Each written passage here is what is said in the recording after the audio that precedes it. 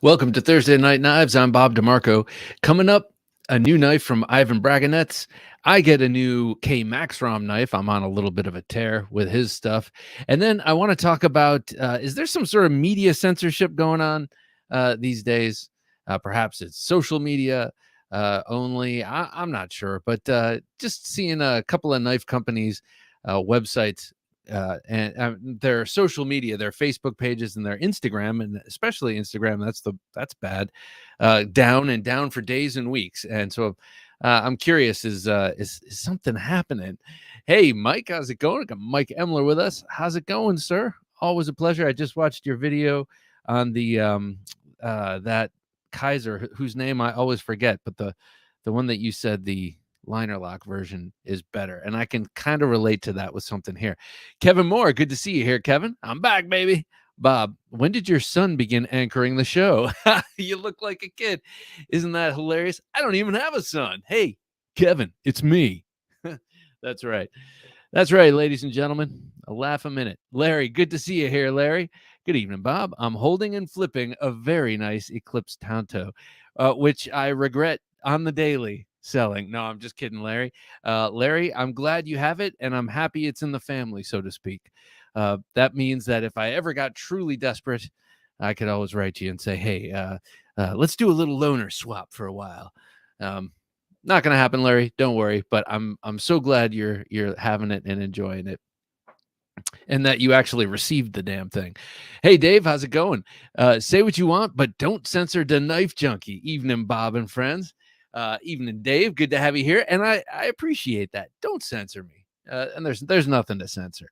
You know, every once in a while we'll have a conversation like, if you're going to be stabbed, is it with a Todd Begg knife or is it with a Chris Reeve knife? But other than that, I don't think there's not too much of that.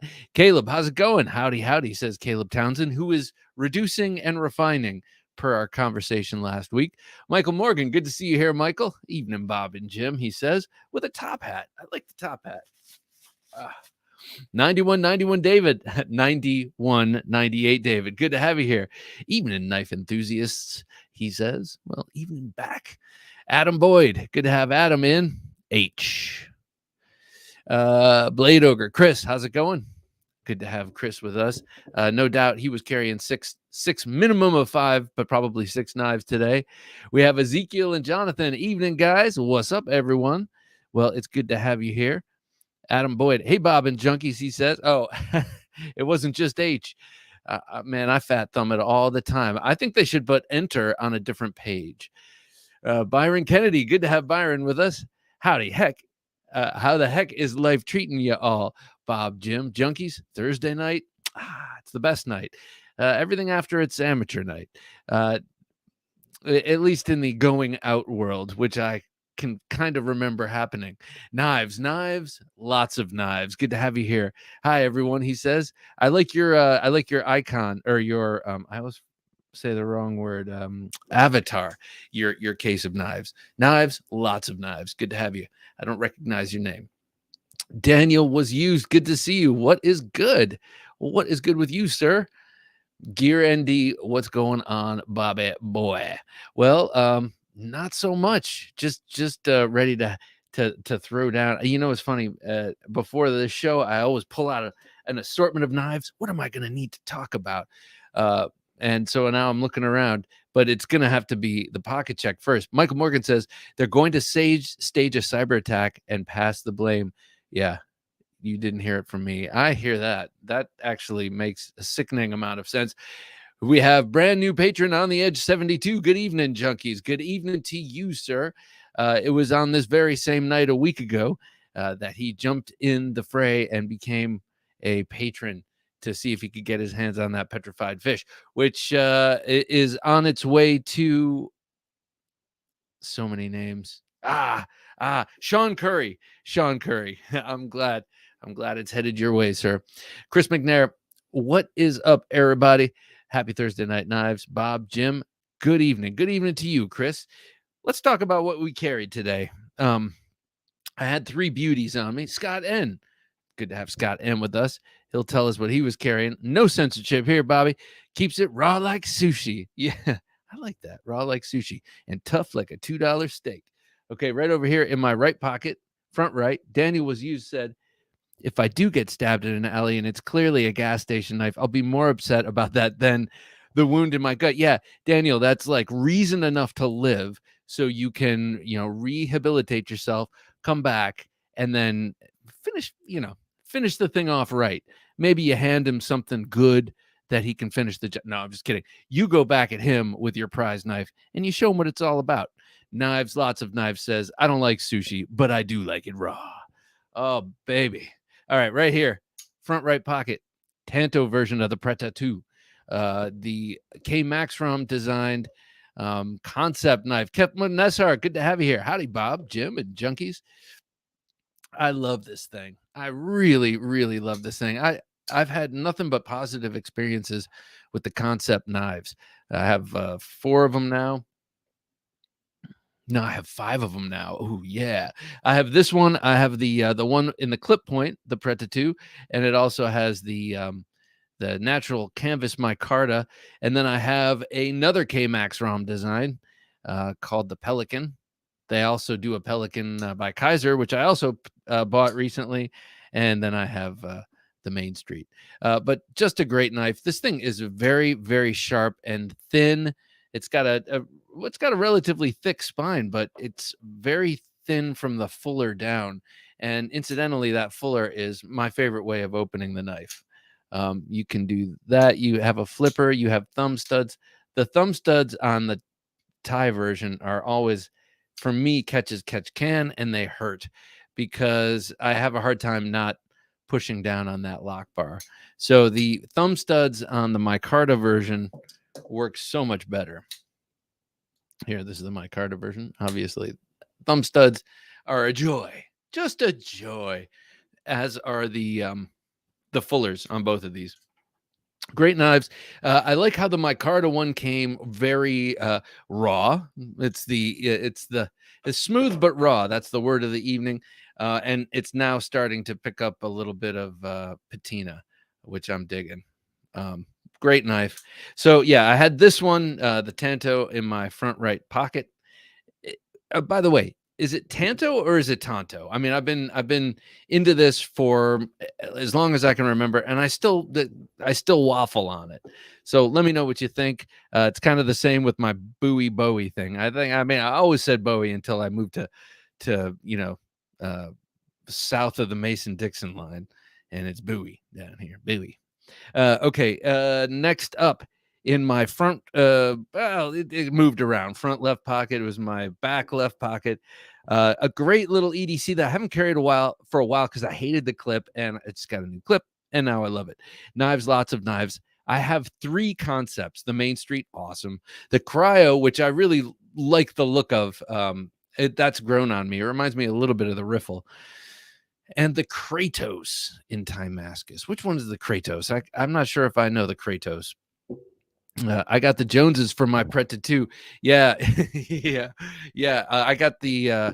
I think Dave and I keyed in on this around the same time, and then Dave got them, and then it was like keeping up with the Daves. And we have similar instincts in knives because we both got the clip point micarta, and so what can I say? Class minds think alike. It's pronounced Tanto, obviously.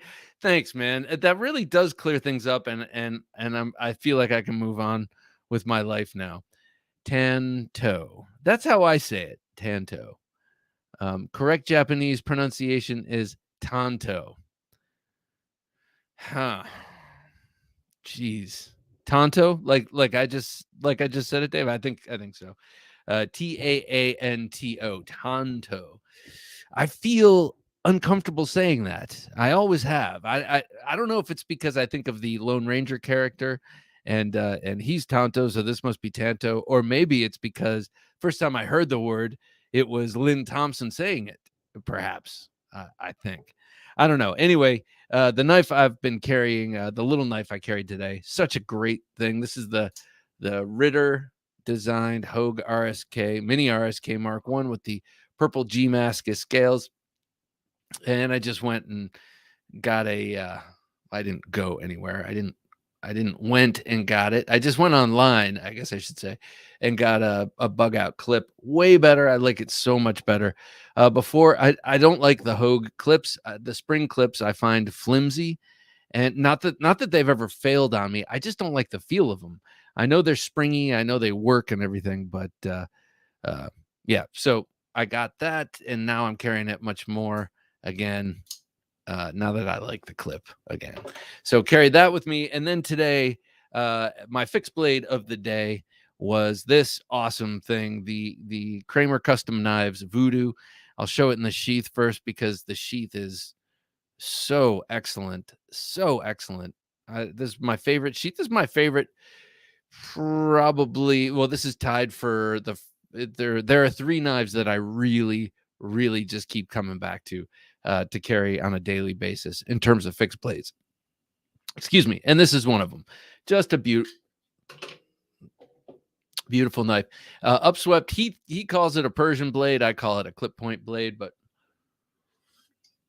he's the guy who makes it. I guess he should know. I had him sharpen the back edge, that swedge, and of course it comes to a pretty obtuse edge, but it's sharp enough to do pull cuts and draw cuts and gouges and that kind of thing, which you might have to do. I don't know.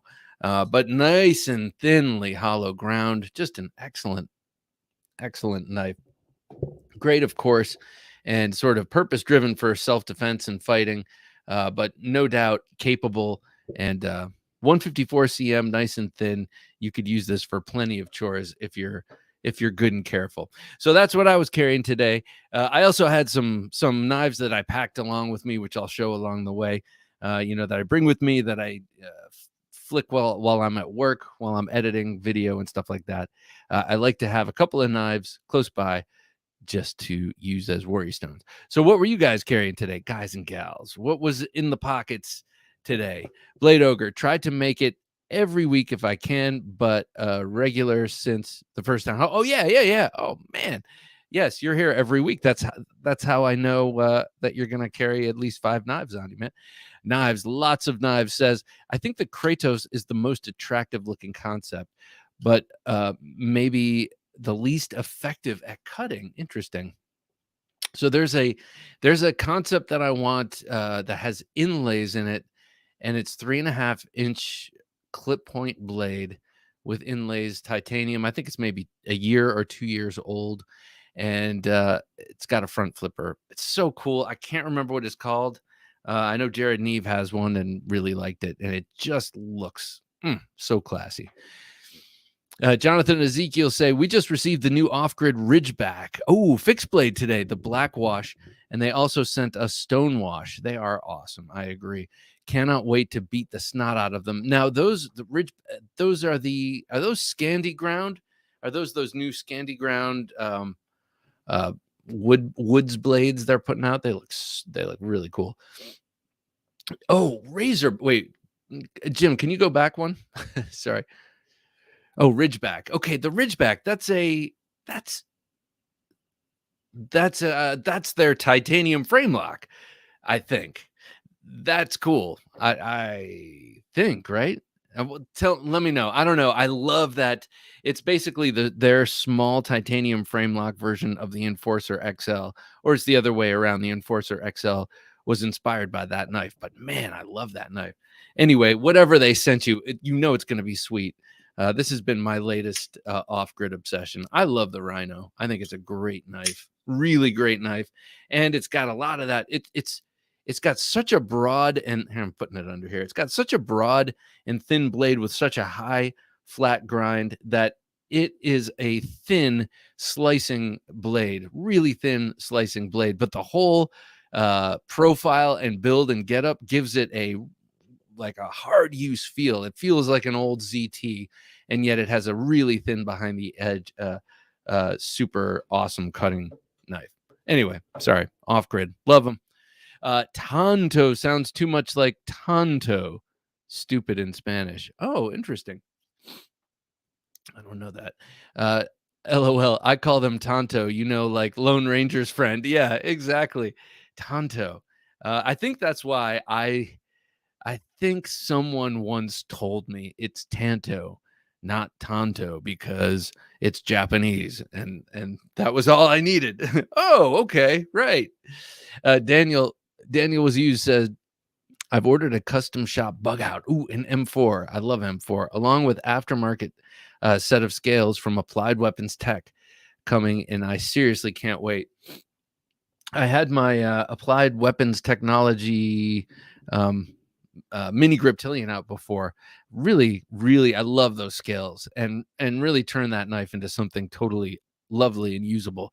JN, how's it going, man? What up, Bob? What up, the nebulous Jim? Happy Thursday night. Happy thunk to you, sir. Happy thunk to you. I like that. Michael Morgan says, sweet carry, Bob. What's Jim toting? Damascus ice pick. Hey, Jim, put in the comments or hop on. What's on your desk? Jim has desk knives, and I like that. On the Edge says, today I carried my shit hits the fan. No, what is that? A Spartan Harzy folder and Hinderer Emmett. Nice. That's a nice combination. I love the Spartan Harzy folder. I love that knife. And also Hinderer. I love Hinderer. And since you're talking about the Emmett, and the Emmett is a Bowie, right? I want the Project X. I want that knife. I want it. I only wish I had something I could sell to get one. Dave says, carrying the new Wii Hekate. Okay, how do you pronounce that? Is it Hekate? Is it Hecate? I'm sure it's probably not Hecate. In Thai and 20 CV and my Benchmade Autocrat. Ooh, that's cool. That's the that's that new automatic, right? That's sort of a synthetic handle. Very nice. Gear ND says, still stuck around the house doing physio for pre-op. Oh man. But today I get some real gems. I got some real gems on me. I'm sorry. I can't read tonight. But today I kept some real gems on me. My Grimsmo Rask number 745, which I think is so cool to have a serial numbered knife that was labored over in particular. My Laulima Hoku. Okay, don't know what that is. And a new micarta bead I just sculpted. Oh, cool. Hang on a sec. Okay, Laulima Hoku. I'll have to look that up. Oh. All right. Oh, I'll do what I used to do. Right. Just write it on the laptop. What is it? It's just a tool, right? Laulima Hoku. Sounds cool. It sounds Japanese, right? At least the Hoku part. There's a cool Life Knife news story we're going to talk about some cool new bokers that are in the Japanese tradition, but updated. I really like Swiss Army Mini Champ. Scott N, is that it? Swiss Army Mini Champ. And if it was, hey, like serious respect coming your way. I appreciate it when people can only go with one knife or choose to only go with one knife. I just can't. Like one of these days, I'm just going to go out with this CRKT Pete. Way more than I will probably need in my suburban lifestyle. Most days. You never know. Some days you do have to cut. I do have to cut stuff, but I could probably get away with this knife 90% of the time every day. But I don't. That would make me tremendously nervous, especially if I didn't have my bag next to me with all my other knives in it. Adam says Sog Seal XR, such a cool knife, and the Fox 479 Karambit. So Adam Boyd's got some monster paws. That's the big one, right? And the 599 was the one that fits my puny hands. Trying to remember that. Okay, you know how I like to do movie quotes every once in a while. Trying to remember the Raging Bull line. About I'll never get the chance. Look at my hands. I don't remember exactly how it goes. Michael Morgan says, Hogue EX01. Love that knife. Button lock, 4-inch harpoon tanto, green G Mascus. That's a cool knife. That whole setup. And that's all thanks to Alan Elishewitz and Hogue, man. Great designer, great knife maker to bring in the fold when they started that, going from just gun grips to knives. Caleb Townsend says, today I had my Keynesian NF Stray and Hellhound UTX 70. I've asked you about the Hellhound. It is sharp on all three edges, correct? That'd be great. That's the way it should be, I think. Jason Velasquez, good to have you here. Sebenza 31 ebony inlay. Okay, this is something I would like to add. Okay, so it's very. Hang on, before I read let's see. And a Blade HQ Pena Trapper. Very nice. I want to talk about this Sebenza 31 with the ebony inlay. I think maybe next time I spring for a Chris Reeve knife, which has only happened twice, once with this 21, and then not too long ago, sometime in the last 6 months, I got that Umnumzan secondhand. I really would like to get a 31 with a wood inlay, and I don't generally tend to go towards wood. But that ebony sounds beautiful. I think for me, I would go for a lighter. They did that box elder burl, which was gorgeous, and I'm sure handsomely priced as well. But I love that. So nice carry, sir. That's long for saying nice carry. Buddha Flash, good to have you here with us. Buddha Flash, another man of the stick and dagger. Good evening, Bob and crew. Good evening to you, sir. Carried the Hinderer Fire Tack with black burlap micarta scales. That's nice. I don't think I've ever seen black burlap micarta like that. And a GEC 15. Love it. Crown lifter in antique yellow jig bone. So the antique yellow jig bone is my favorite. Sometimes, well, if it's the same one I'm thinking of, it's got a bit of an autumn. It's got some autumnal hues in it, like some red and some yellow. That's my favorite GEC. And then the 15, perfect size. But my favorite GEC bone dye color is that. Sometimes I think it's called antique yellow, and then other times it's called like autumn yellow. But that general area. Love that. Byron carried his Cold Steel Recon 1 4-inch. That's awesome. That's a drop point, or the drop point, right? And 4-inch Bestech Swordfish. Yeah, DeMarco broke all the size. Yeah, DeMarco broke all the size rules. You know what, Byron? Of all of my rules, the size rule is the least important. And actually, I don't even know if I have one, because for a long time, when I was carrying the pink Cold Steel Broken Skull in the waistband all the time, and I always had a 4-inch in my right pocket, I was carrying two of the same. So I think, Byron, I think you're safe. So proceed. Nicely done, sir. Agent Orange Peel says, carry the XM18, but currently use the Tops Tanimboka Puko to carve my Pinewood Derby car. Oh, cool. For work. That's awesome. Wait, carried, but wait. Agent Orange Peel, what kind of XM18? I mean, that's very, very general. No, just let me know what kind of blade it has. I'm actually, to show my pocket check, I have to take the knife out of my pocket, which means something else has to go in. And I just so happened to put my XM18 in. Warncliffe No Choil DLT exclusive. Mr. Wisey, how you doing? I'm sorry, Mr. VC 256. I've determined that it's VC because I should pronounce the E, not the I think. Anyway, good to have you here, man. All the way from Austria. Carried my Shirogorov F95T. Very nice. My Sharp by Design Mini Tempest and Swiss Army knife for utility today. Look, we have the classiest audience, and it spans around the globe. Look, in Austria, Mr. VC was carrying his Shirogorov and his Sharp by Design Mini Tempest. Another party I missed, and at someday I'll get my first Sharp by Design. I'll be like, guys, Sharp by Design, these things are awesome. You got to check them out. And be like, yeah, we know. Dan, how's it going? Dan Satermo, what's happening, everybody? He says. Dan, it's good to see you, as always. And Emler says, I just got a PMP Big Boy as a gift. Ooh, that's a nice gift. Those PMP knives are pretty damn cool, I gotta say. But I'm not sure if I know what the Big Boy is. Excuse me. Max the Maker, good to have you here, Max. For some reason, the dice pick tracking number said it got delivered to someone in Texas last Tuesday. But all of a sudden, the dice pick arrived today at my home in Wisconsin. I'm liking it so far. Huh. Geez. Oh. Max, I guess I conflated your tracking number with Larry. Larry and Max. Sorry. I think you're both here. And Larry had troubles. Oh my God.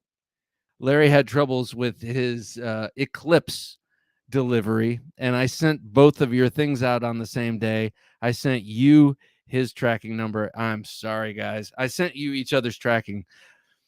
Haha! April Fools early. Sorry, guys. I try not to be that much of a flake, but sometimes it's utterly unavoidable. KF Boston, what's up, everybody? What's up, KF? KF, good to have you. I have yet to send stuff to your guy, but this is a good reminder. So thanks for that email last week. Gear ND says, and a Steadimon tie spinner in sky blue stonewash and a custom Boro marble. Custom Boro marble, an artist friend of mine blue using a traditional technique. What? And a custom Boro marble. Is this I don't know what this is. Is this like a little glass piece of art that that your friend made that you kind of keep on you just as a beautiful object? Curious about that. And KF Boston, come back on with details of that so we can let everyone know again. James Moore says there's a reason for Tanto to remind one of Tonto. Wait. There's a reason for Tanto to remind someone of Tonto. I think I got you. James Moore just will not do it. He will not do the Tanto or the Tonto. It doesn't matter how you pronounce it. He's not going to do it. Kepmuk says, carried a Bear Forest Knives, a GT EDC, a DLT exclusive Brown Micarta Finch Devil's Finger, 4 of 75, a Lion Steel Gitano, and an Eldris. So I didn't know that they did brown micarta Devil's Finger. So I have the red Devil's Finger. I didn't know DLT did exclusives with Finch. I know they do exclusives with everyone, which is so awesome. Case in point, and yours. But I didn't know about Finch. I gotta make them more regular in my daily cruising about on the internet. Maybe that's a bad idea, actually. Kane A, good to see you, Kane. Evening all. Got my JRP Mini Bowie yesterday, so I'm carrying that. And Jason Guthrie or Guthrie. I say Guthrie. I hear people say Guthrie, but I don't know. My life experience says I look at that name, it's Guthrie, like Woody. Jason Guthrie Arrow, which is a beautiful knife. But JRP Mini Bowie, someone help me. JRP Mini Bowie. I feel like it's on the tip of my tongue, or tip of my old ass mind. Oh, I'm sorry. Sorry for the language. Guys, the Ridgeback is the new 10-inch bushcraft fixed blade. Yes, you're right. The Scandi Grind 14C28. And man, and that's a beautiful looking knife. Very simple lines on bushcraft knives that are just kind of appealing to me. Even though I have very little purpose for them. I have a few of them. But that shape, what is that called? That drop point. There's one in particular. Anyway, that bushcraft shape. Sorry, I'm having a lock here. 9198 Dave carried my Chris Reeve Raindrop Damascus large Sabenza 31. That sounds nice. I need also more Damascus in my life. Kaiser Tanto Begleiter in Begleiter in S35VN and Spyderco Para 3 in XHP, perhaps my favorite steel. I really like XHP steel too. And you know how I really got to like it and had the most exposure to it was when Cold Steel went XHP for a short period. When they upgraded from everything being OS 8 to everything being XHP. It was like they skipped over a couple to get to XHP, which I love. Jim's desk knife is a Sog Flash AT with blue handle. Yes, that's right. That is cool. That's a nice knife and a great color. Jim went to North Carolina, so he loves blue. KF had a Strider SNG in 3V. And a Direware Solo V5. I love the Direware. I experienced one once for a couple of weeks. Dirk Warning, very awesome guy who's got the best memes. I mean, you got to follow him on Instagram for he's awesome. His memes are hilarious. He's a meme lord, at least in my world. But also he loaned me he was very kind to loan me his Solo his Direware, and man, God, I love that. It's so cool. I would love to have one of those. And even that big weird clip with a giant void in the middle felt perfect in hand. It's like that giant void perfectly fit the crease here, and that knife is something magical about it. Sharp and Stabby says, "Hey, Sharp and Stabby, good to have you here with us. Carrying my new Hogue Ritter RSK, excellent, that you got at Blade Show Texas last week. Very nice. And my trusty Street Scalpel 2.0. Now, that's one that I know good friend of the show, Martin, carries a Street Scalpel second iteration a lot. I love Tops, I'm especially fond of Tops's smaller self-defense knives, but I've never had a Street Scalpel, not either design. Is there anyone out there who has the first one versus the second one, and thoughts? Amazing how we butcher other languages. How do you pronounce Luca Brazzi? Well, I think Brazzi, if you say Brazzi, it should be two Z's. Luca Brazzi. Wait. Yeah, we do butcher other language. Okay, here's a funny little story, Dave and everyone.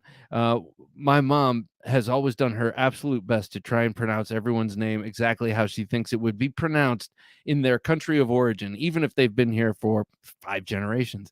And it was a snow day. We were all kids, and there was someone in my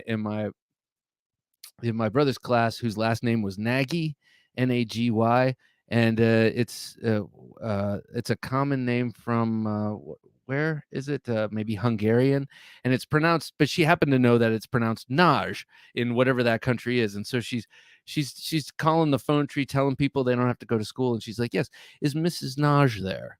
Mrs. Naj, not Nagy." Hi, there's no school today. And my brother was just like, I told you it's Nagy.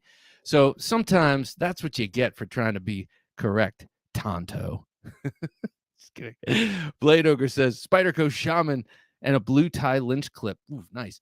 The spider, I like the look of the anodized blue. Southern Grind Bad Monkey, the Crooked River, probably the large one, the Case Double Warncliffe Copperhead. Oh, that's nice. Protect Bren 3, Hinderer XM18 Recurve, and the Tactile Bear. I almost butchered the Texan language and said Bexar, which I did say a number of times before I was handily corrected. And that's one that you kind of feel like, ooh, wow, I'm such a Yank. Bexar. Good to know. 7 knives. Nice, man. Hit the character list this week. That's funny, man. 7 knives. I mean, do you bring them wherever you're going, like work or whatever, and then place them down, or are they on your person the whole time? One might say Jim is to Bob as Tonto is to Ranger. Probably the other way around, in that without Tonto, there would be no Ranger. Says Byron, or says I. Rocksoft, good to have you here, Rocksoft. Finally got a Gale Bradley 2. Waiting for my SDK Black micarta scales to come in. Oh, nice. Sharp by Design, or Sharp Dress Knives. They make some nice scales. Kevin says, today, right pocket, Benchmade bug out in red black with the Minosaur bead. That's cool. Minosaur, is that like a Minotaur? Maybe dinosaur mix. Victorinox Cadet in red Alox. Very nice. Olight SR1 baton. Left pocket, red Winger, and the Quill XL. Well done, sir. I would love to get the XL version of the Quill. Maybe that's in my near future. Daniel Was Used says, problem with getting a $500 knife once, you don't struggle to pay for yes. Well, that's the thing. You don't struggle to pay $500 for knives after that. Yeah, or you go through tears. Like I've been through periods of time, and I haven't been through one of these in a long time, where it's just sort of like, I'll find any justification. Well, the dollar's worth nothing now, and it's losing value every day. Better put it in hard assets like cold steel. I can trade them for food when the when the bottom falls out, and that kind of justification has drained my wallet from time to time. It's been a while. But my mind was in a darker place years ago, and that's what kind of really got this whole collection to swell at one point. Jason Velasquez, good to have you here. My ebony is dark grained. I was gonna say, I've already said hello. Is dark grained. Got lucky. It is weird when you get ebony or camagong, or what is that? I know Dave knows this. That other hardwood, but I was expecting on my on the hilt of my ganunting from Filipino knives, Filipino traditional weapons. I was expecting full dark camagong handle, and it came with these blonde patches. And I was like, at first, I was a little taken aback, and then I grew to love the uniqueness of it. But yeah, that is nice that you got some dark grain ebony on both sides of that beautiful Sabenza 31. Have a nice day. Good to see you here. Just got the Bastinelli Big Drago Tack. What an awesome knife. What an awesome knife. I love that thing. Congratulations. You with the M390 and the new clip. And I know it's coming out in it's in dark wash too, which is sweet. Love it. Max the Maker says my whole carry today, Olight Perrin 2 flashlight, Polka all-weather pen. Ooh, that sounds nice. Spyderco Paramilitary 2 with RGT linen, red linen micarta scales. What's RGT? Swiss Army knife Huntsman Casio Royal. That's on your wrist, presumably. And last but not least, the Bob DeMarco made dice pick. Yes. How's that sheath working out? I hope it's working well, in that it doesn't come out too easily, and that it doesn't get stuck inside of it. Anyway, I'm glad to see the dice pick is getting some carry. Good. I hope you have things to poke with it. Don't forget, if you're out and about and you get a cup of coffee, take the dice pick, make that carb hole bigger so that when you're drinking your coffee, you get a nice steady flow. Spanto in 3V. Ooh, so nice, man. So nice. I love the Spanto blade.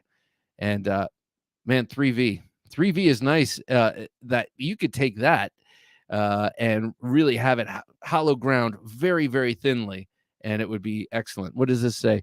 Knives, lots of knives, says bed. Oh, I have to. I see you fat fingered it. Have to head off to bed. Well, knives, lots of knives. I'm glad you joined us. Join us next week, man. It was great to have you here, and thanks for joining the conversation, man. Sleep tight. Michael Morgan says Bobby lost his marbles. Who? Which Bobby? Me? Nah. All my marbles are right here. Professor EDC, good to see you here. Bob, Jim, everyone, hope you're all doing well and enjoying this great show. Missed it last week due to change in hour. So silly, man. So apparently it was all for entomology. Guy wanted an extra hour to observe bugs. Is that right? I know they say it's about farming, but plants don't care. The PO has to get your own zip code. You must be keeping the family busy in the shipping room. Yeah, no doubt. Man, I feel bad about that because, well, I feel badly about that. Noma Dickley, K9, Noma Dickley. Hang on. Nomad Ickley or Noma Dickley, K9. Well, anyway, good to have you here, Noma Dickley. I have become addicted to this channel, Tomahawk Junkie myself. I love hearing that. Here, just for you, I have this out on my desk. This has become my desk Tomahawk. I have my wall Tomahawk behind me, and then I have one over there. But I find the Wingard wearables great in-house Tomahawks for a variety of reasons. It's good to have you here, another Tomahawk lover. Ket McNessart says there is a DLT exclusive Finch Lucky 13 2 marbled carbon fiber. I gotta say, let's see. Love the Devil's Finger. Then there were two that came after it that weren't for me. I love the design, love the charm. The Cherry Bomb was one of them. It was kind of like the short bolstered version of the Devil's Finger. And then it wasn't until the Roadrunner, which I believe was 2 or 3 knives away, that That knife is beautiful. I love that look. The look of that thing. What is the first thing you look at in a knife?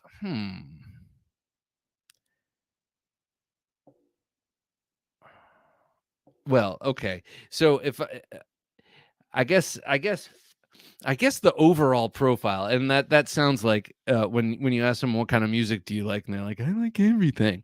That's not what I'm saying. What I'm saying is the first thing that strikes me is literally the profile of it, like the silhouette. If you're to hold it up to the sky and look at the full just shape of the outline of the thing, that's the first thing I look at. And if you're there are two things. I mean, because for me, I I am more drawn in by the looks of it, and then how I think it would feel in my hand from how it looks, and then what I think it's for, and if it fits that use. And for me, I like a lot of tactical stuff just because it's not a use that comes up in my everyday life, but it fits into my life because it's what I like. It's what I like. Okay. So I'll look at the designs of it in terms of the blade shape. Does the blade shape look like it's versatile, but also like I don't like, for instance, cleaver blades almost at all because I miss the point. I literally the point. Not that I miss the point of making them. I do see how useful they are as utility knives, but I always am thinking about that point and thrusting, just because of the martial arts aspect of it and that angle. So I would say the overall profile and then the blade shape and then lately I got to say I've been spending a lot more time thinking about and paying attention to ergonomics in a different way.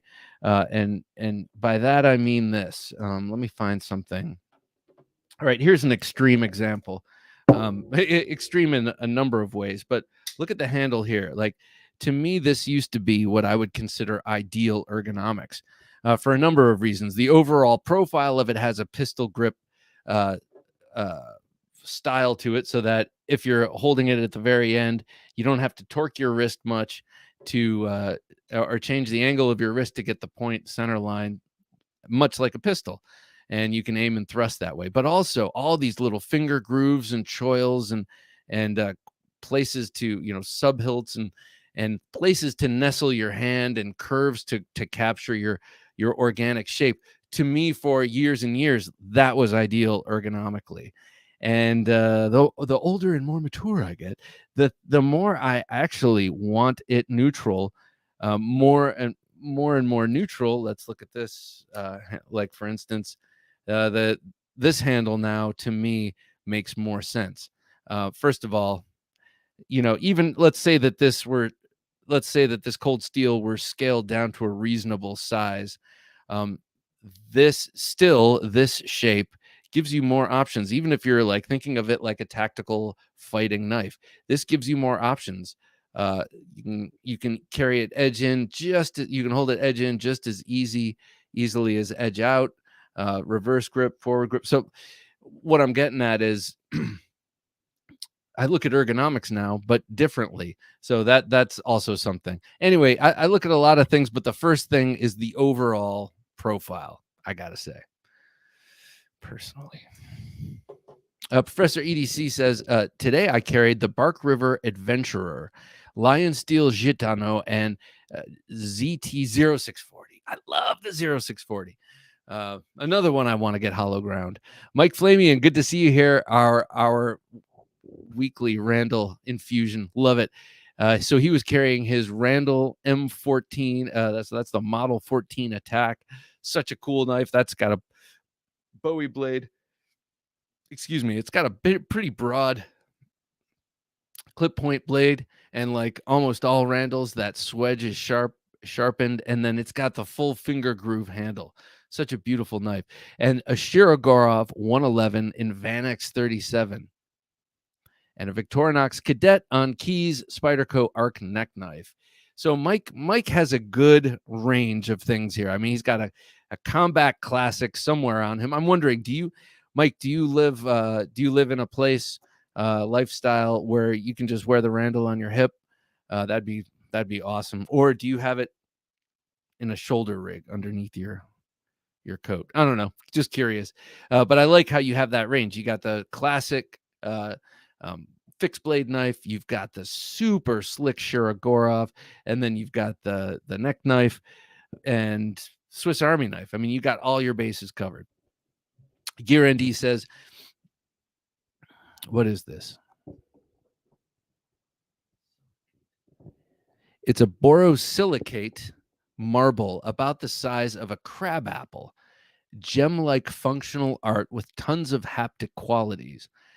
Essentially, what many are searching for in knives these days leads me to okay, that's interesting. All right, so there's a lot of this is this thing that your friend made, borosilicate out of borosilicate, I guess, and it's the size of a crap. But it has. So this is where spinners came in a way. It was like a frantic version of a worry stone, or a mechanical version of a worry stone, born out of the kind of mechanics we love in these kind of things, you know. And this is another little thing kind of like that. Thank you. Shredder say along the lines of what Nomadically K9 just asked, out of steel type, ergos, grinds, handle material, and such, what would you prioritize for the most important to least? Oh, for me personally. Okay. For me personally, and then I'll tell you what it should be. Let's see. I would say grind. This is what it has become most important to me. Well, no, wait, no. Second most important is grind. I got to say, first most important has to be, and I'm sorry to say this for all the function over form people, but it is the form of the knife. Is it and I'm going to throw ergonomics in that. Is it beautiful to look at? Is it something that I'm compelled to carry? I have a lot of beautiful knives that I'm not compelled to carry. Is it something that I feel like I'm going to want to carry frequently? And is it something that I'm going to want to use? And a lot of that has to do with, it could be the most useful knife in the world, but if I'm not going to carry it because there are 3 other knives that get my heart racing faster, then it's important for me to consider the aesthetics first. And I will include the ergonomics in that because of how I think of things. And then the grind. And these days, if I can get a hollow grind on anything, I'm in. I love hollow grinds, but I even a lot of stuff is not coming to me hollow ground. I'm not getting a lot of hollow ground stuff. I'm still paying attention to how thick the blade stock is, and then what the grind is like, and how thin it gets behind the edge. And this is something that I intuitively kind of knew, but conversation started by people like Nick Shabazz and Jared Neve and Metal Complex and Stasa, a number of these trusted voices talking about thinness behind the edge, and then me thinking about it, and then testing with my knives, and getting to the point where I'm like, oh yeah, well, this makes a whole hell of a lot of sense. If you want it to be sharp and slicey, which just is more useful in my life, even though I want the sharp and slicey off of a big burly knife, it's just more useful in my suburban dad life. That's so grind next, and then materials. Handle material handle material almost over steel material, as long as the blade material is a decent steel. Handle material almost matters more. Like if we're to look at this Predator, they both have 154 cm blades, and then we see one in Thai, very nice, and one in micarta, very nice. But if this came same blade in this cheap sort of Dolica Grivery, or this is just plastic. But if it came in that kind of thing, I wouldn't like it. So I guess maybe handle material over blade material. I'm just saying all the wrong things, I think. But but there you go. That's for me personally. Larry Elizondo, thank you, sir. I greatly appreciate it. Even after I bungled your I bungled your tracking number. I appreciate it, sir. Let me dig up something nice that I can salute you with. I think I haven't had this one out in a few weeks. So for the first super chat of the evening, this goes out to you, Larry Elizondo. Thank you, sir. Thank you. This is my salute to you. I do appreciate it greatly. And this is the gorgeous knife that I salute you with, sir. Double-edged, and I knight thee. Thank you. Thank you. Thank you. All right. Larry Elizondo is flipping currently my former Eclipse. It was always his Eclipse. I was just tending to it for a short while.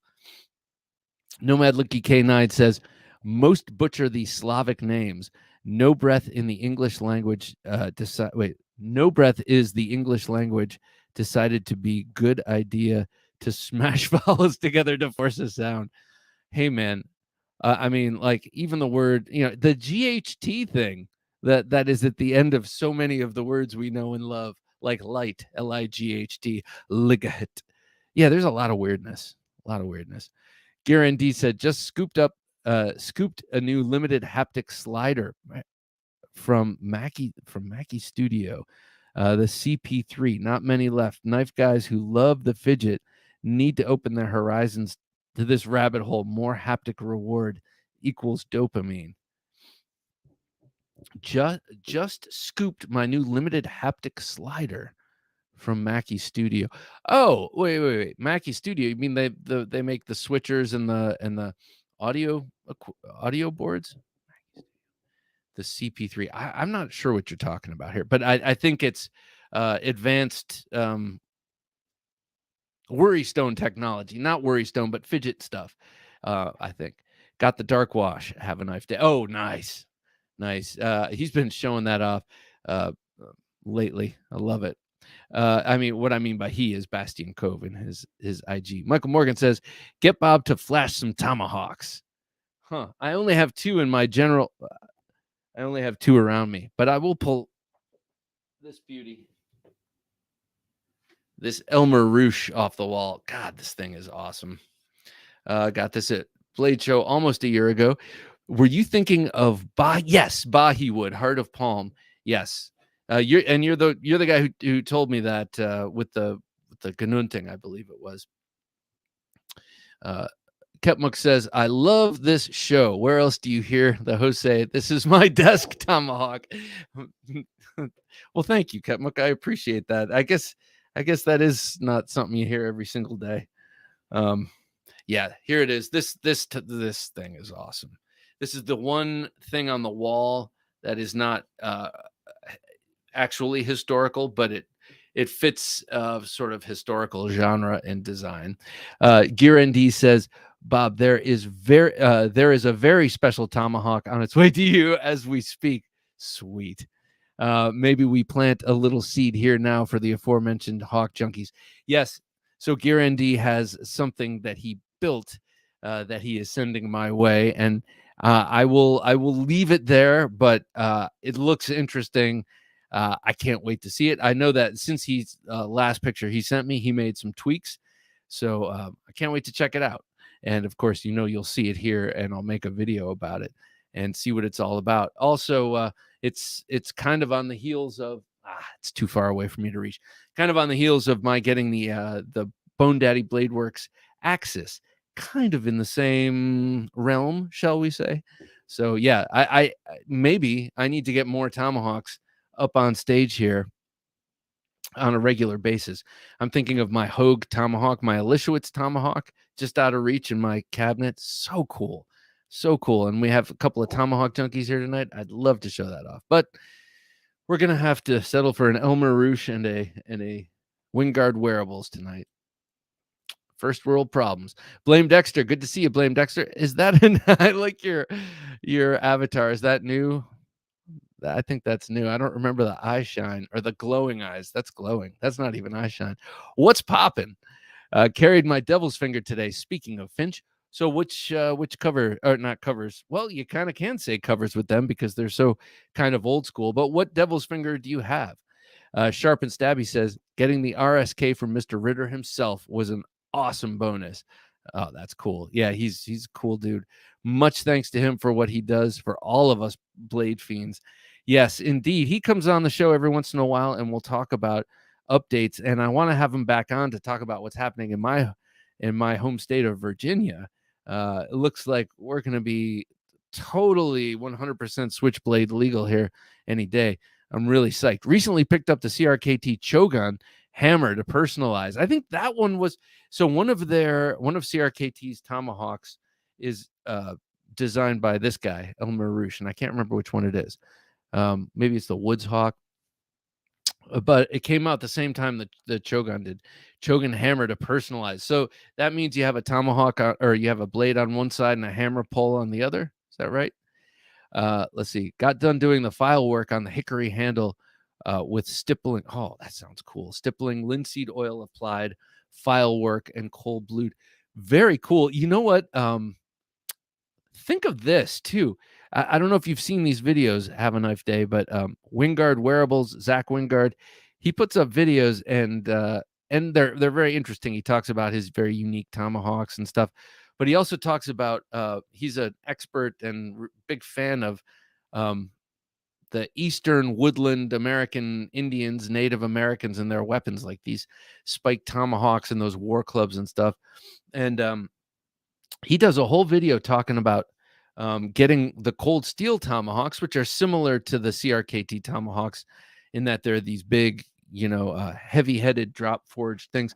And he talks about taking them and doing what you're doing, personalizing it, but also taking the head and thinning out making it much lighter, because tomahawks on the whole are supposed to be light and facile for you to move. Then again, you have one with a hammer on it, so the purpose might be a little bit different, but might be interesting to noodle around with the blade head itself too. Check it out. Have a nice day. Have a nice day. I'm sorry. Are you going to be upcoming CCKS in California? No, I will not. Oh man, I would love to be. I will not. The next Blade show I'll be going to is Blade Show in June. But this coming year following that, I would like to make it to a couple of others. There are some that are somewhat close to me, but man, I'd love an excuse to go to California. I would love an excuse to go to Texas. I know we have a lot of people in California who watch and a lot of people in Texas who watch. And I'd love to meet you all as well as go check out your awesome state and Blades custom knife show. All right, let's do this. Have a knife day. It's going to be with this right here. Thank you, sir. Thank you. Come up here. It is so greatly appreciated. So I'm glad we brought that out. And man, I've got a lot of knives on this desk. I really appreciate it. Thank you, man. Nomadically 70 K9 says, mental note to self, change name of YouTube profile. Sorry, man. Don't do it for my dumbass. It could be just me, man. Manny Z says, I had a quiet carry waypoint and a Rex 45 Shaman with diamond wood scales. Awesome. Oh my God, I forgot we're an hour in. I haven't even broached our topic of discussion. This is how engaging you guys are. Hollywood Tactical, good to see you here as always. Get your heart racing faster. You might need to get that checked on. For me, I have too many knives to care about anything beyond fidget factor. And is it micarta or not? Oh, I got you. Yeah.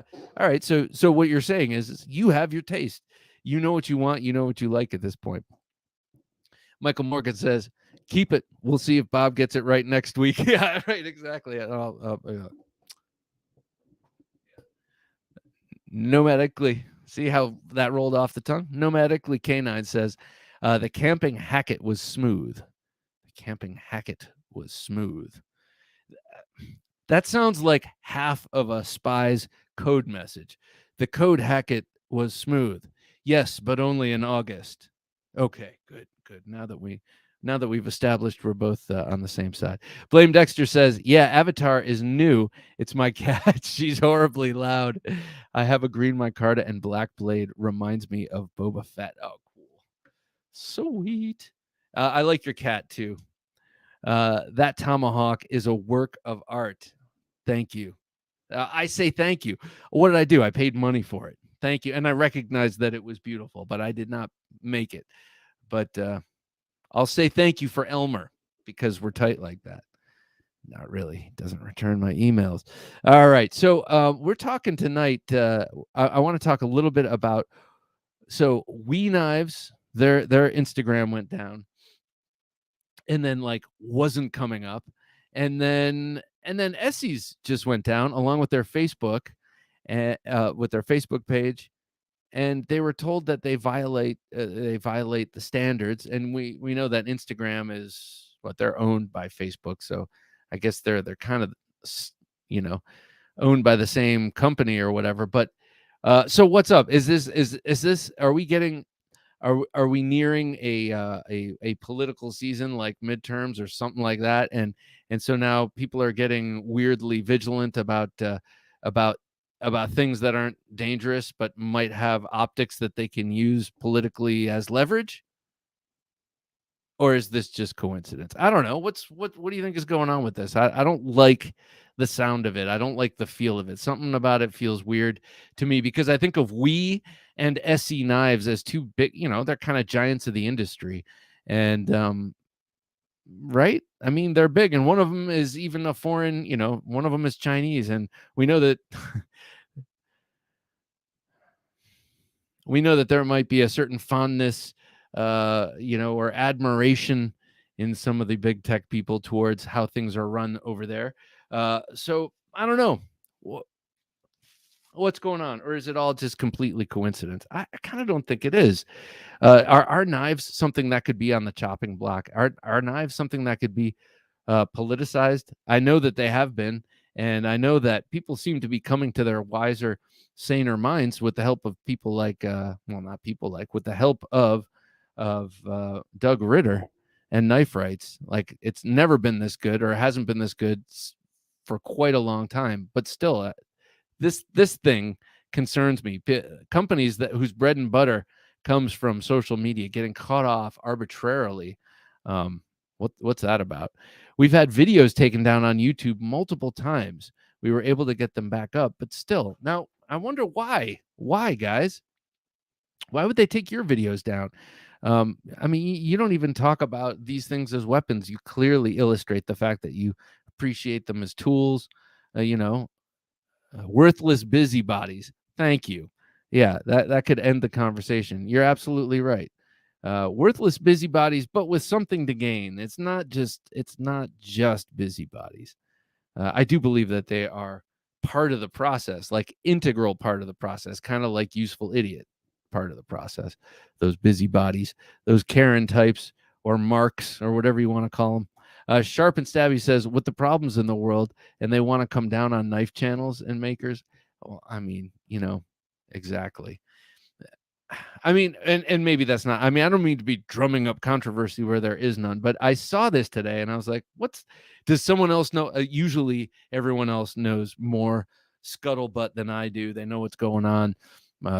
People tend to be better informed than I am. So I thought I'd bring this up and see if anyone out here knows what's going on, or if anything is going on. Bobby 357, good to see you here, Bobby.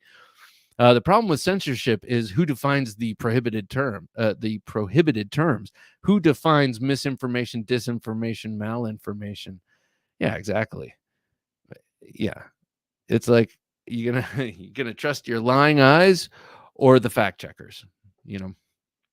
YouTube sent us an email saying we violated their community standards, their community guidelines. And here's the thing, though. I've heard that particular line quite a bit, and they even said that to Essie Knives, who's like very non-weapony, but they don't say how. Oh, when you said this thing, Ezekiel, or you monster, or when you said this thing, Jonathan, you horrible person about knives. Well, that's when we decided to kick you off. But yeah, citing a violation of community guidelines. Okay. Okay. What are you going to say to that? It's like when I tell just go to bed. Why? Because I'm your dad and I just told you to. Okay. I mean, it's kind of what that is. We said you couldn't we said your thing is canceled. Why? Cuz it violates what we want. That's why. No reason. No reason. Arbitrary, the raw exercise of power. Professor EDC says, we are being censored and observed all the time. Right now, with the Ukraine situation, it is fairly visible how propaganda on all sides and manipulation is part of everyday life. No doubt. That has been a shocking, not shocking, but like just watching the propaganda from this whole war situation has been a real illustration in what I always heard about and read about, but never really witnessed in real time. And with technology, man, you can make some pretty convincing and powerful propaganda. By the way, my mother-in-law, who's Bolivian, whenever commercials come on, which I think the word is propaganda, she says, propaganda. I love the way she says it. And I think she's just saying, I hate commercials. But the way she kind of hisses propaganda, I love it. I think it's cool. Michael Morgan says, you don't watch the news, you're uninformed. You do watch the news, you're misinformed. Yeah. Oh, yes, I like that. That's a good way of putting it. That sums it up. Have a Knife Day says, I think that it was the Prime Minister of Croatia called Trudeau a dictator today. Oh, good. Someone other than like the lowing masses need to call him that. He's such a and he's definitely not Fidel Castro's son. Nomadically K9 says, hit the like button. Speaking of tech and algorithms, that's right. Hit the like button so they don't shadow ban us, man. We're saying all these important knife things. You never know what could happen. Bobby357 says, whose community? Ours or the community of dweebs at Google? Yeah, exactly. The dweebs who are now embittered but find themselves with a modicum of power, and so can take it. I wasn't the one stealing your lunch money, so just back off, bub. Bucko. What did the Fonzie used to say? Yeah, just back off, man. So I want to show this off. Let's keep talking about this, but as we do, of course, we need visual aids. And I have a really cool one. And this was actually I've wanted this knife for a while, but thought for some reason that it was unavailable. And then there's someone I follow on Instagram, and right now her name is failing me. It's I believe, well, I know her name is Stella, but I think it's Stella's Knife Obsession. And she posts a lot of stories, and she'll show new knives she got. And she was showing this off the other day. And like I said, I've been on a K Max ROM tear, and so I had to get one too. Byron says, because Careful Karen believes if you outlaw ban knives, you will create world peace because our children won't know what a knife or a pew pew is. Pretzel logic. I hear that, man. That's exactly what it is. Careful Karen. I love that. So this is a K Max ROM design, as is evident from that big thumb swale, which is present in all of his fixed blades and all of his folding knives. It's kind of a design calling card. And right here, oh man, it's perfect. So this is this was only like a $70, $60 knife. So this is I believe a Vanguard series Kaiser. It's got really nice black micarta that came super gray. It's starting to take on some patina. An absolutely beautiful and quite thin N690 CO blade that is wickedly sharp. I mean, this thing is insanely sharp. A very strong detent that can sometimes mess with my thumb on my right hand. Somehow it's easier to do on my left side, but Yeah. I've had this for a few days and I've been flicking it so much. My thumb now is like really raw at that tip. So, yeah, I'm loving this thing. I'm loving this thing. So this was in my, this was one of my desk knives today with the second knife that I show you that's new for me this week. Hey, I got to tell you about something I finally, I'm always talking about how I'm never present for drops. I always miss drops of items I want. Well, I had Mr. Jonathan McNeese on the show, I don't know, a month and a half ago or so. Very cool guy, makes really cool knives, but he also makes knuckles. And I've been wanting a pair of knuckles my whole life, but I finally got a pair, and they're from him, and they're milled out of a single piece of aluminum, and they look awesome. I can't wait they're supposed to be here on Saturday, so you'll hear about them soon, and you'll see them. But they have a really cool feature when you hold them like this across the knuckles. It says "Be nice." I love that. Just be nice. So you hit someone really hard with it, it might say "Be nice" on their forehead, just in reverse. So you got to look at them with a mirror to read it. But still, Hollywood Tactical says corporations are private tyrannies. No due process, no habeas corpus, no need to provide evidence, no civil rights to know what the charges against you are. This is Magna Carta stuff. Yeah, and then they don't define it. They don't have definitions for everything. Everything is nebulous because if you have that kind of language, then you can say whatever you want and then just change it or change the meaning of the words so that we can't even agree on words, and so we can't even talk to one another. The Swinging Axe. Good to see you here, Swinging Axe. Good evening, Knife Junkies. Just dyed my Orange Ritter Hogue Racing Red. That sounds very cool. With that stone-washed and black and silver hardware, it looks incredible. Carried my bug out wearing advanced weapons technology scales. Okay, so you're the second one to mention the bug out with those scales, or at least scales from them. I love this orange, dyeing it super red. That sounds beautiful. And the Rit dye thing, I've not had. Well, I haven't had much experience with, and the experience I did have was not successful. So I got to try it again. I just have to do it right. I think I skipped a step. I think I was being lazy and trying to get to blue or whatever it was. Kevin says, good week for me. Monday morning, got in a CRKT spew. I love that knife. I got that from my dad, actually. He wanted a pocket fixed blade. I got him that. Small pocket everyday Warncliffe. Spew. Civivi riffle with olive micarta. That's what I have. Such a great knife. Kershaw leak, all stonewashed. I need a leak in my life. And a Finch Cimarron. Jeez, man. Yellow gray. That's the one I have. What a week. My goodness. Yeah, that's good. That's a good haul there. Jack Archer. Good to see you, Jack. Jack Archer, man. That's a cool name. I have to say, Jack Archer. Yeah, that's a good name, Jack. You should be a spy or something. I have the same knucks. See, Jack. I knew about you, Jack. I like that. Those knuckles are cool. I'm wondering about the weight.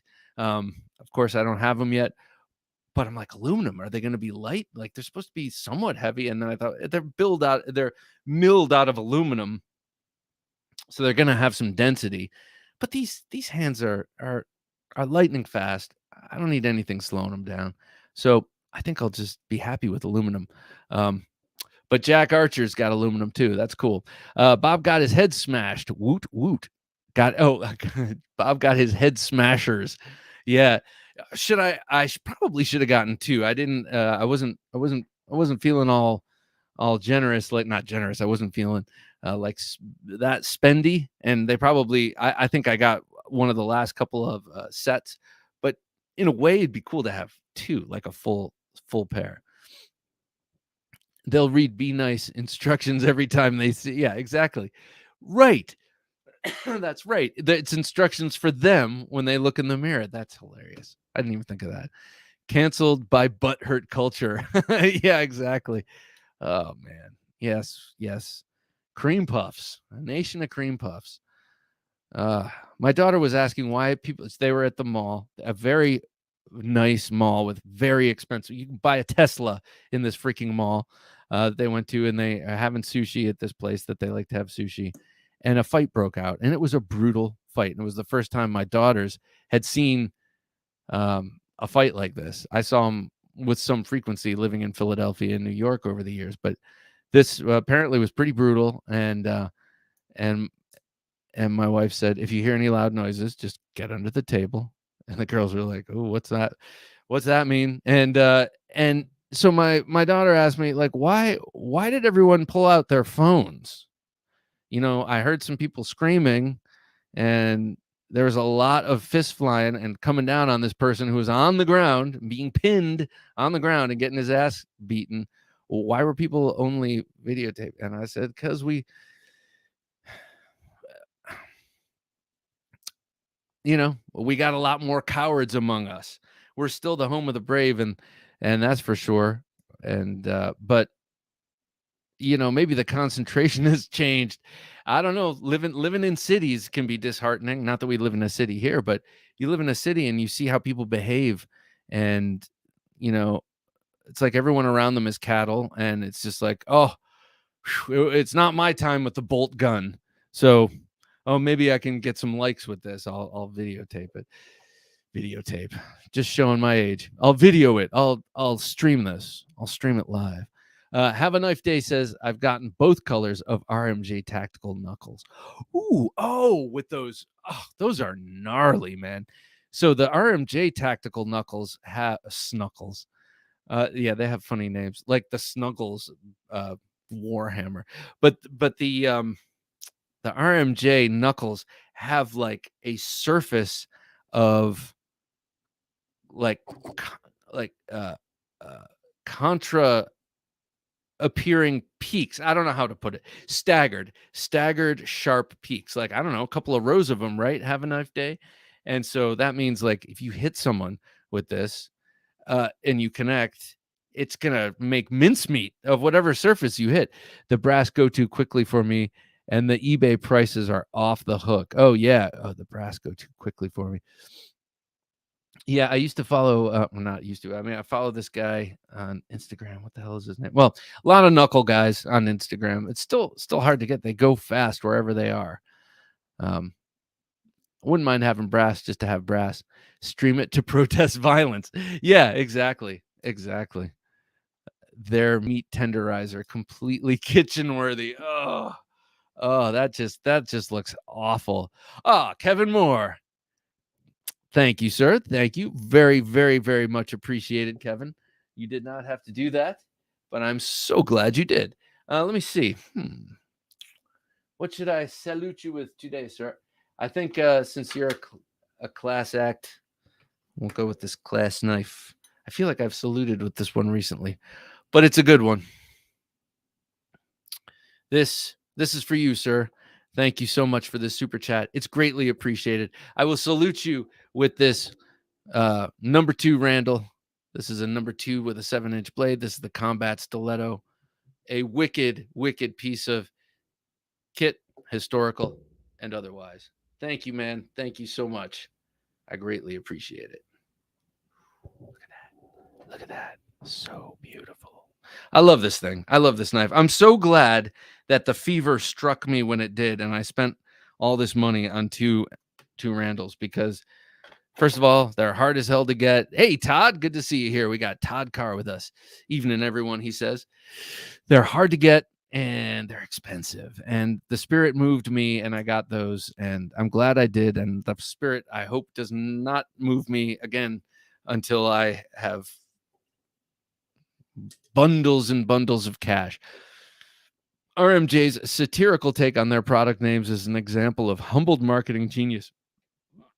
Oh, excuse me. I agree. He's I know there are a lot of I know Ryan Johnson has a partner and all that, but he was generous with his time. He talked to me for like 20 minutes. To say he talked to me for 20 minutes is kind of feels like the wrong thing to say. I was the only one there in his immediate vicinity for about 20 minutes, and I was asking him questions and he was answering them, but he had this vibe. He's a very smart guy, and I think he's a professor as well, but he had this vibe of slightly like floating above the ground, and yes, he was talking to me, but he was like, I don't know, it's hard to explain. Very, very interesting man. And I love the stuff they make, at least on the axe and hammer, and I love the stuff they make. And I think you're right, being satirical about it, calling that gnarly looking Warhammer Snuggles is just a way to keep it fun and a way to keep it light. And yeah, keep things a little, keep them humble. Ketmuk Nesshart, what are you doing, sir? I think I know what I think I know what I'm gonna salute you with, sir. It's gonna be like being reunited. Ketmuk Nesshart, thank you so much. I appreciate the support. I really do. And I'm going to show you that with this most familiar Shining Mountain Bowie. Now, Ketmuk Nesshart is the only, he's put more work into this blade than I have. I loaned this to him and to check out, and he took it on a camping trip, and he sent pictures of him like making feather sticks and just using this thing. And I was happy about that, thrilled that it was being taken out and used. And so this is for you, sir. Thank you so much. I appreciate it greatly. Such a sweet knife. And I'm glad you showed it a little bit of love and excitement. It's going to be a while before I can get around to doing that. Kevin Moore, great week of content, Bob and Jim. Loving what you all are doing. Thank you so much, Kevin. I appreciate that. We have a good time doing it. And we get to meet some really interesting people. And I'm talking about you all and then the people that come on the show for interviews. I mean, to a person, interesting. Interesting people are drawn to this area of interest in this hobby and line of work. Professor says, society has become so nice, quote unquote, to be honest, to be truthful, to have principles above niceness. And so phones have become our masked voices, many cowardly voices, many a time. Yes.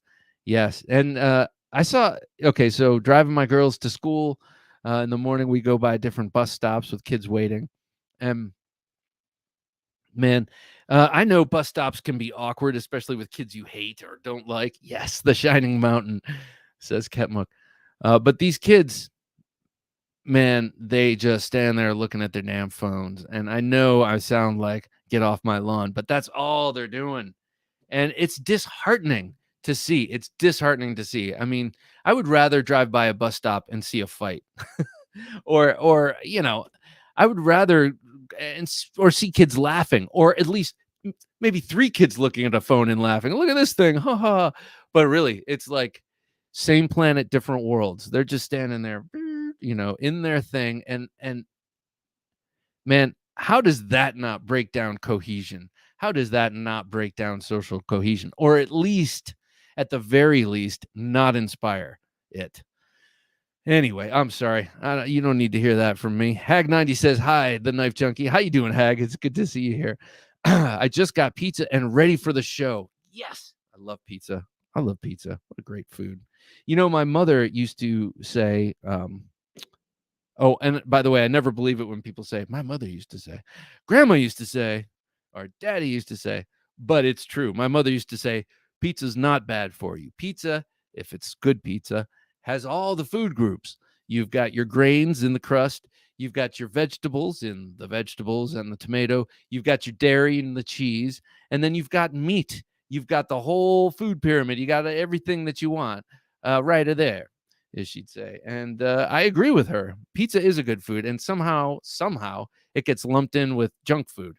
And that's just preposterous. I think that's anti-Italian hate. And I think we got to do something about it. No, I'm not saying that to belittle people who actually feel stuff like that. But for sure, I'm like, pizza's a good stuff. So let's stop right there. Kids and their rap music. That's right. So loud. I don't understand what they're saying. Greg Ortiz, good to see you, Greg. Check this one out. I got a new Kubi. Todd Carr, cold pizza, the best breakfast food. Yes, with an egg. with an egg. I love pizza with egg. That's what we end up doing usually on Saturday mornings because Fridays are pizza night. Anyway, I got a new Kubi. I couldn't resist. Dave sent this my way, and I've been Dave, this old sword blade reviews. That's who I'm talking about when I say Dave.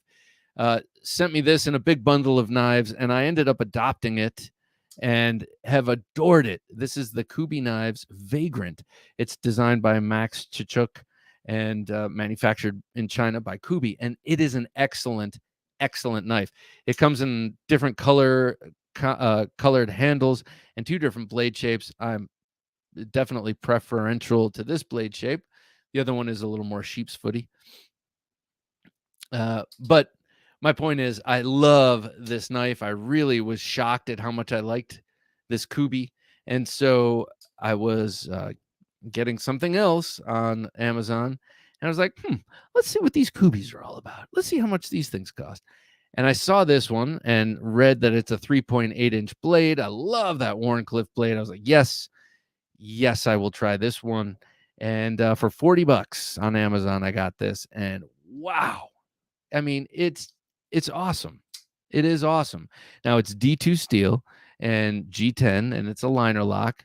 And, it's not luxury, but it's awesome. It is. I can't believe how good this is. And I know, like I said, I'm a late adopter, but Kubi, when they first came out, I remember judging them by their logo, which is kind of corny. It looks kind of like I don't know. It's sort of, I can't show it here, but it's like a skull with headphones and a beret and a star. I just didn't like the logo, so I thought they would be cheese.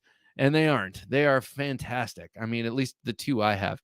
This one, I really like how they blacked out that the logo on they blacked out the hardware and the pivot. Their pivot is where one of their branding spots. So unfortunately, instead of just leaving it with the pivot branding spot, they also put their cheesy logo and Kubi there. So they have a really cool Kubi logo that's just letters here. And you can see that they have it here, but it's subdued with that black, which looks really cool. This knife comes in a couple of different color combos. This one just appealed to me most. Ergonomically awesome, really nice jimping, great size. I love big knives. This has got a great size, wickedly sharp and thin, very, very thinly ground. It's a flat grind there, and just a great $40 knife. And you can Spidey flick it off off that coating. So let's see. I can't do it with my left hand, but there you go. Such a cool knife. I'm digging the Kubis, or at least these 2. And I've seen a number of their designs that I like. I know there's that one that people call what are they? They have a snarky name for it. It's something like, I don't know, one of the knives they think looks like the native or one of the Spydercos, and they have a funny name for it. But Byron Kennedy said, thanks all. Early Friday. Please keep solving world problems. I'll check on progress. 10 p.m. Thursday. Thank you, man. I think we solved it. I think you're leaving it at a good time, because I think we got it all clinched. I think I just had to expel it. I prefer Kubi's OS 10. So good night, Byron. Have a wonderful Friday and a great weekend, sir. And we'll see you back here. Shane, good to see you, Shane Gables. I prefer Kubi's OS 10. And that's, I think this Vagrant has OS 10. Yes, this is OS 10. I really like it, but to tell you the truth, haven't even cut anything yet with this D2, let alone like push it or anything. So in your opinion, though, the OS 10 is their better steel? Todd Carr says, favorite Kubi KU 322 for large-handed people. 322. See, this is the problem. They call this one Flash, and then it's what is it? It's the Flash KU 158. So I like that they gave it the name Flash. I also think it's kind of funny that it's the Flash, but it's all blacked out. The blade, I guess, flashes out. The flats flash out. So the KU 322, I'm not sure which one that is. excuse me, but no doubt. Oh, that's what it is. The 322, the Arius. Okay, it's the one that looks like the Koenig, right? Poor man's Arius. Yeah. Bearded Blade Fanatic. Good to see you, Bearded Blade Fanatic. That is quite a beard you got there. Shane Gables says Kubi's OS 10 is such a high Rockwell hardness, it rusts faster than D2. What? That's crazy. What is it? What is the Rockwell hardness of it? This has such a nice stonewash finish to it. It's sort of like a yeah.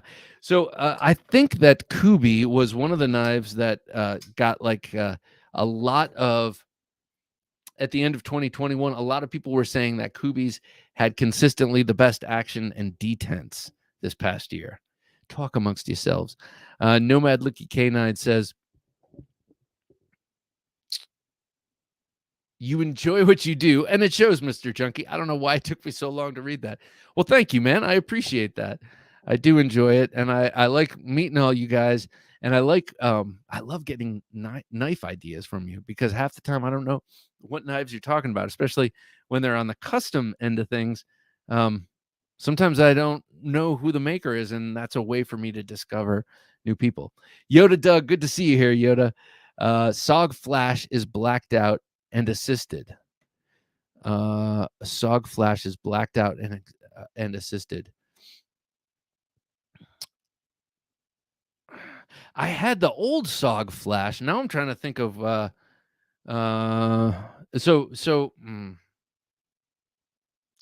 I'm having a moment here. Now I'm trying to remember.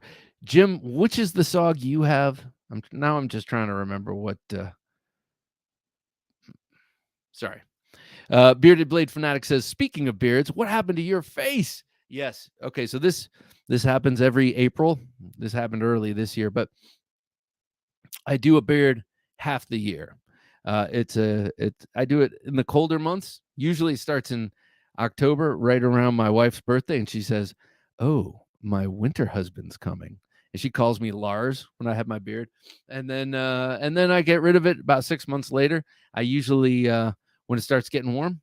And then I'm like, "Oh yeah, I forgot I got a double chin and I get blemishes and I forget about all the stuff I've been hiding under my beard." I'm like, see, because without the beard or with the beard, I think I forget what I look like, and then I start thinking, um, I can't even think of any of the people that I look like The Rock under there, or obviously not that, but anyway, Shane says I've had it rust in my case, and the edge retention is better than my OS 10 cold steels. Really? Because I know that the OS 10 the cold steel OS 10s are pretty damn good. I have it on my big wavy bladed Chris, but I don't use that knife. But on the Scout, on the Recon, not the Recon Scout, Formax Scout works great on that. Nice Randall salute, thank you, sir. Well, Kevin, thank you for your support. It's and your humor. They're both greatly appreciated. Lars from Futurama, hilarious. That's funny. No, it's not Lars from Futurama, but it could be. That's funny. Hit the like button, guys. It's free and well deserved. Thank you. It is free. That is something we forget. It's free to subscribe too. Yoda Doug says they make a Flash 1 and a Flash 2. And then they revamp them. Okay. So I think that's also what. So I used to have the little backlock Flash, the little metal one. It was almost like it almost felt like an integral, like a folded over piece of metal. That was kind of a cool knife, and I got it for like $7 at Lowe's when they first built a Lowe's near my work. More austenization means less corrosion resistance. More austenization means less corrosion resistance. I have never heard of austenization, and I'm a gullible person, so I'm gonna believe it. Bearded Gear says my chin hasn't seen the light of day in over. Bearded Gear. Well, no, I'm sorry, man. Bearded Blade Fanatic says my chin has not seen the light of day in over 16 years. Wow, man.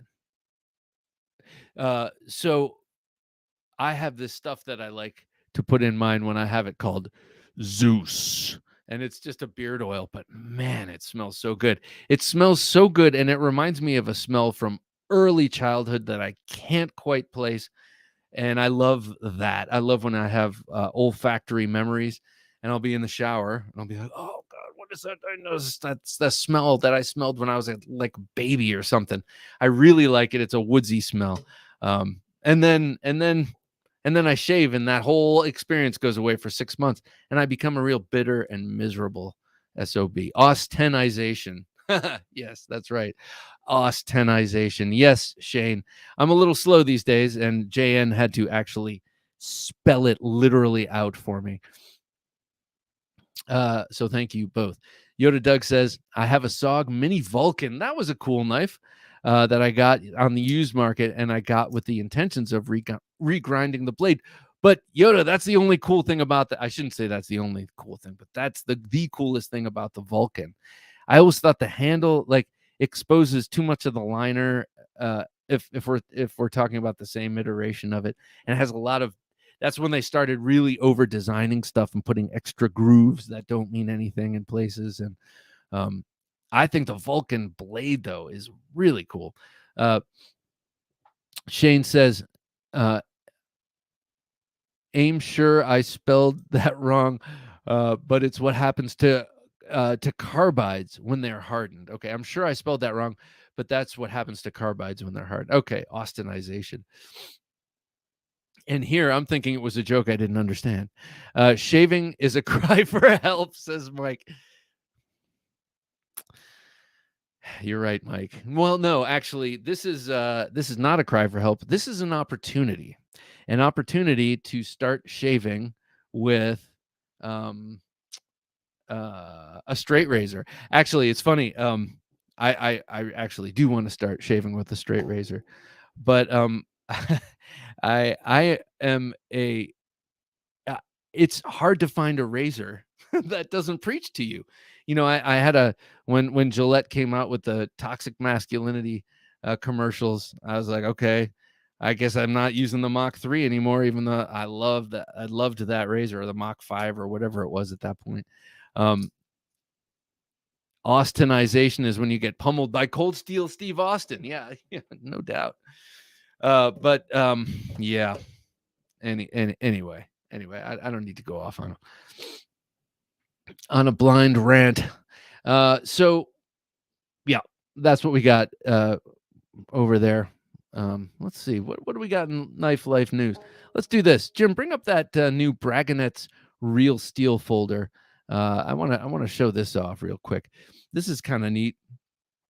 Knife designer Ivan Braganets, knife designer Ivan Braganets is a Ukrainian, and his latest knife with real steel is a tip of the hat to another Ukrainian who is big in the metal art and engineering world on YouTube, just like we have our YouTube knife stars and different areas of interest on YouTube with the people representing.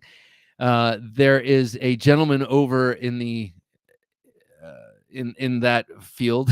I'm sorry, in the metalwork field, who goes by engineer.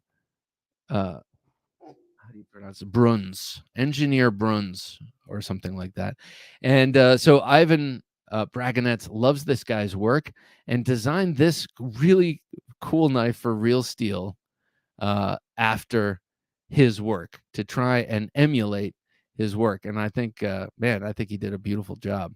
I think, well, first of all, I don't know much about what I only know what I've seen from this guy, Engineer Bruns, and it was a real quick glance. But that sort of strut structure in the handle looks like it's sort of evocative of this guy's work. And just the overall sort of artsy utilitarian look. Now this thing is a liner lock. It's got what do you call it? Titanium. What do you call it?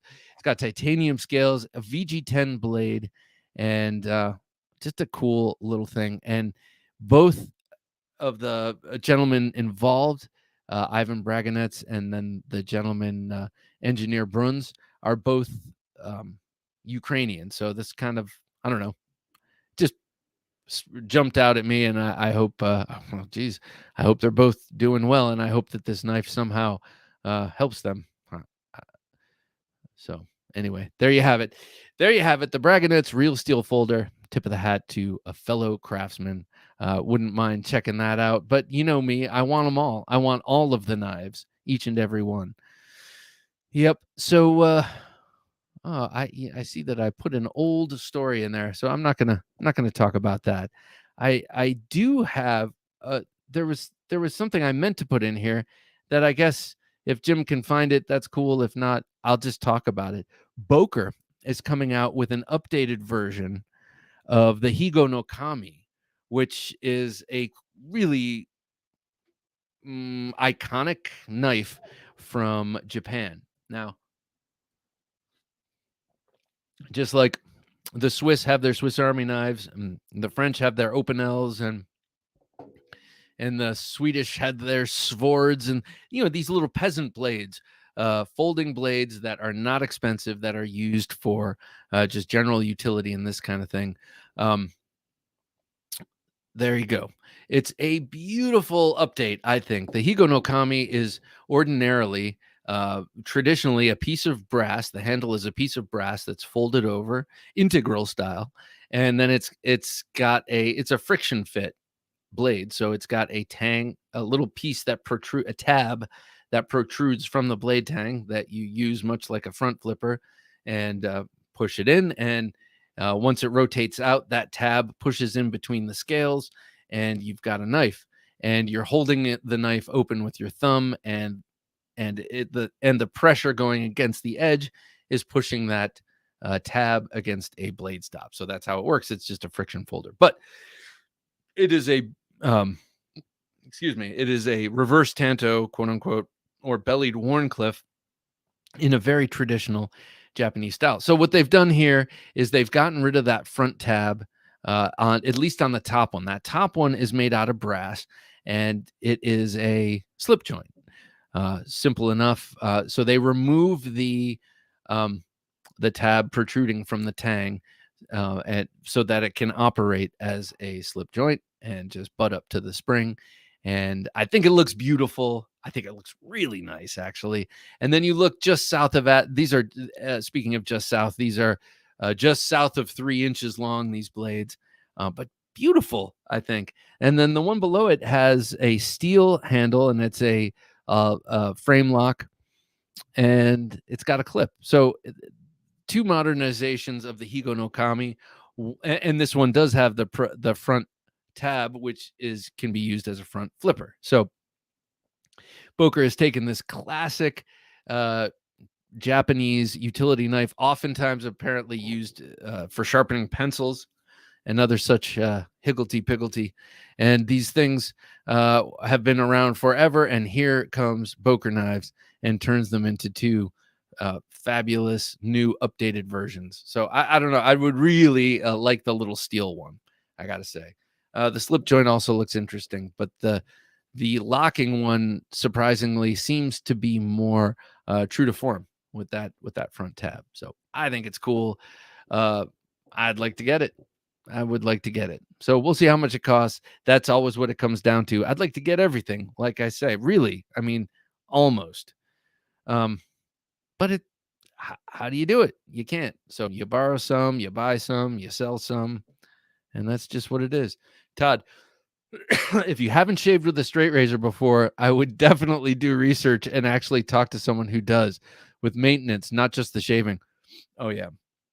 I have a straight razor, an old one that I got wickedly sharp, but it had been sharpened so many times before it got to me that it had begun into its upward ascent, so never got it sharp enough. But yeah, I've watched a lot of videos and have determined that it is not just it's more of a fun Sunday afternoon. I'm gonna shave, I'll be out in an hour, but that would not be my regular daily shave.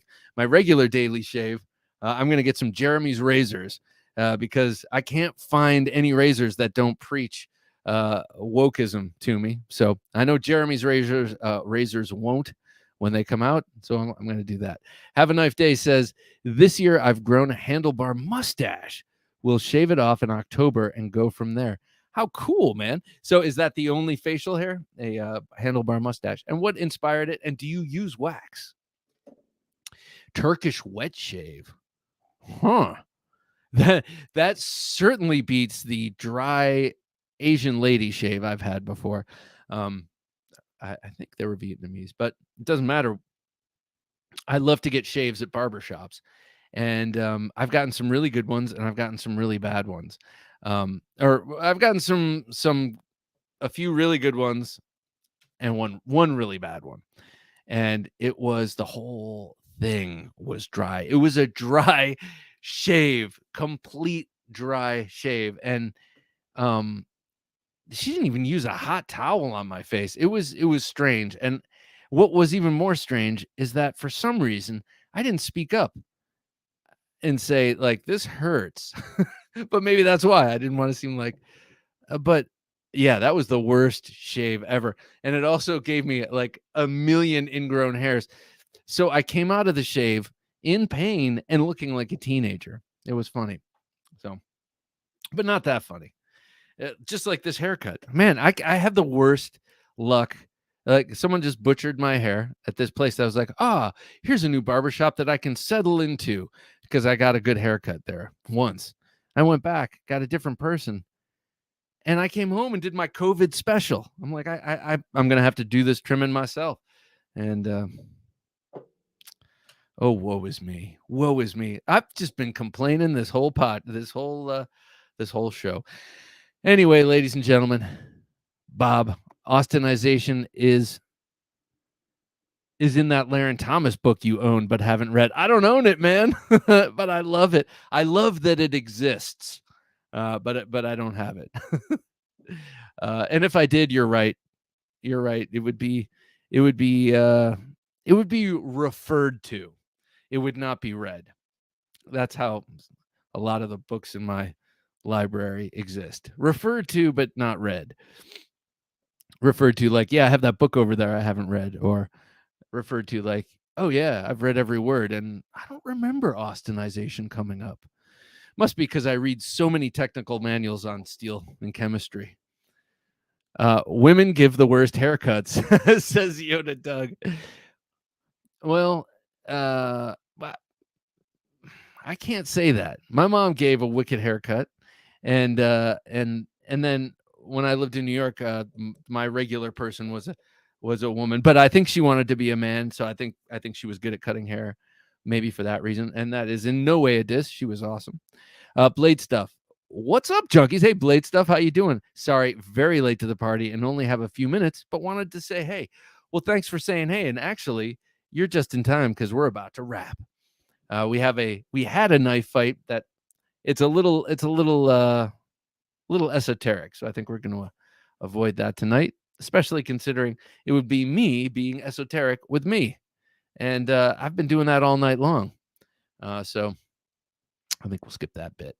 But one thing I want to show before we start doing that is that I just wanted to remind you guys that I have these awesome Brian Brown knives here that are on loan from him, and I've had them for a little over a week, and I gotta say, man, wow.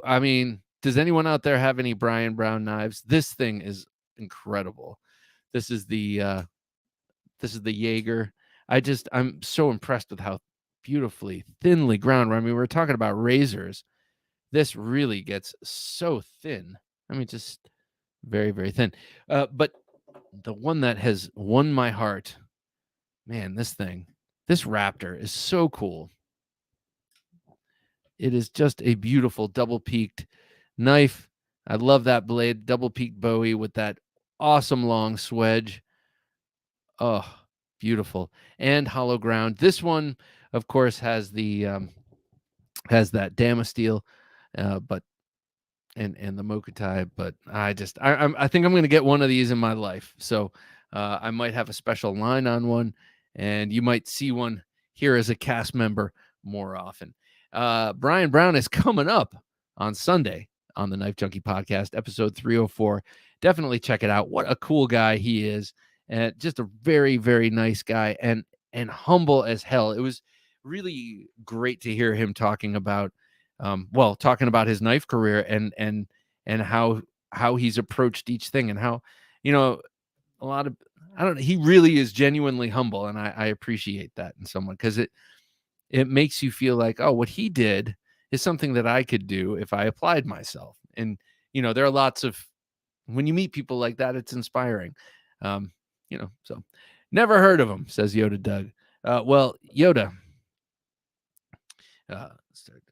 push it aside, push those rocks aside, and come up. No, I'm just kidding.